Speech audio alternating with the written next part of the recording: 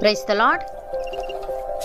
ఈరోజు దేవుని వాగ్దానము, నాకును నీకును మధ్య నా నిబంధనను నియమించి నిన్ను అత్యధికముగా అభివృద్ధి పొందించెదను. ఆదికాండము 17వ అధ్యాయము 2వ వచనము. సహోదరి సహోదరులారా, ఈ మాట దేవుడు అబ్రహాముతో చేసిన నిబంధనలో భాగంగా చెప్తున్నాడు. ఇది కేవలం మాటల వ్యవహారమే కాదు, ఇది ఒక దైవిక నిబంధన. నిబంధన అంటే దేవుడు మరియు ఒక వ్యక్తి లేదా ప్రజల మధ్య ఏర్పాటు చేసే పవిత్ర ఒప్పందం. దీనిలో దేవుడు కొన్ని వాగ్దానాలు ఇస్తాడు మరియు మనుషులు కొన్ని బాధ్యతలు అనుసరించాలి. దేవుడు ఈ నిబంధనను ఒక శబదంలా తీసుకుంటాడు.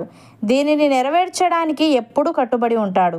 దేవుడు అబ్రహాముతో నాకును నీకును మధ్య అని అన్నాడు. ఇది వ్యక్తిగతమైన సంబంధాన్ని సూచిస్తుంది.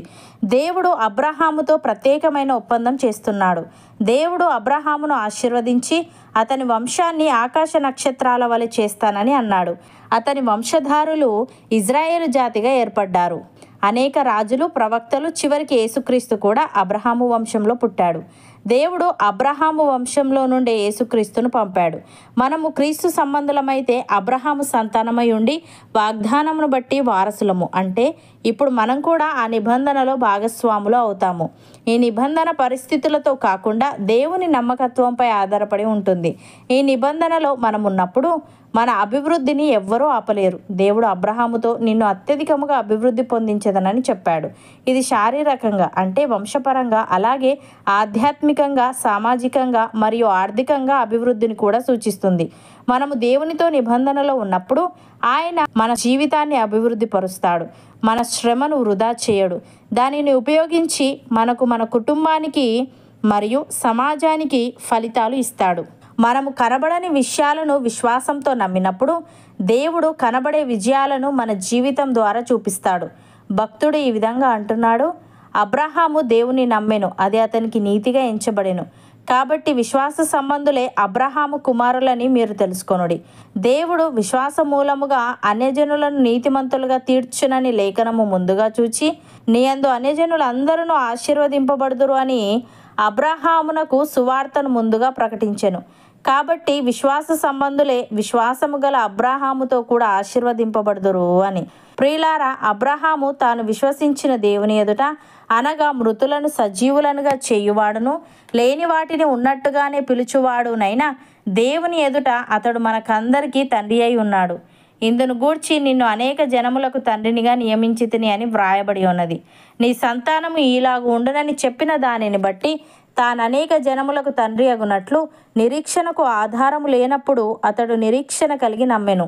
మరియు అతడు విశ్వాసమునందు బలహీనుడు కాక రమారమి 100 ఏండ్ల వయస్సు గలవాడై అప్పటికి తన శరీరము మృతతుల్యమైనట్టును శార గర్భమును మృతతుల్యమైనట్టును ఆలోచించెను గాని అవిశ్వాసము వలన దేవుని వాగ్దానమును గూర్చి సందేహింపక దేవుణ్ణి మహిమపరచి ఆయన వాగ్దానము చేసిన దానిని నెరవేర్చుటకు సమర్థుడని రూఢిగా విశ్వసించి విశ్వాసము వలన బలమునొందెను.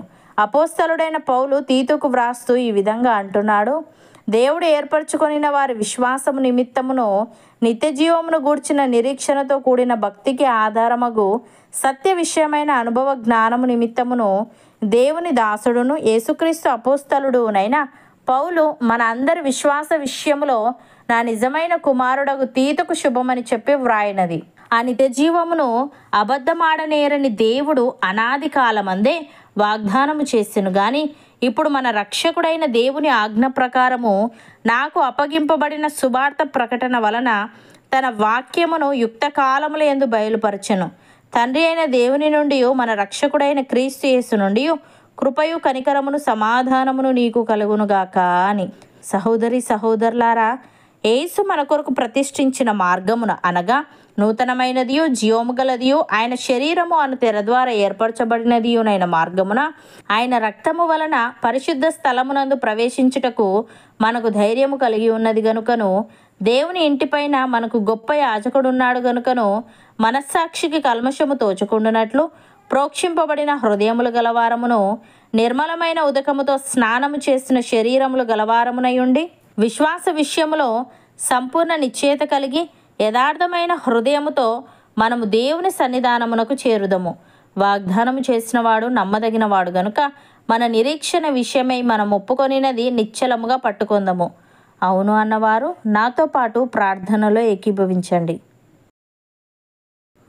పరిశుద్ధుడా, ప్రేమగల తండ్రి, నాకును నీకును మధ్య నా నిబంధనను నియమించి నిన్ను అత్యధికముగా అభివృద్ధి పొందించేదనని, ఇది కేవలం మాటల వ్యవహారమే కాదు, దీనిని నెరవేర్చడానికి నీవెప్పుడు కట్టుబడి ఉంటావని అబ్రహాముకు సెలవిచ్చావు.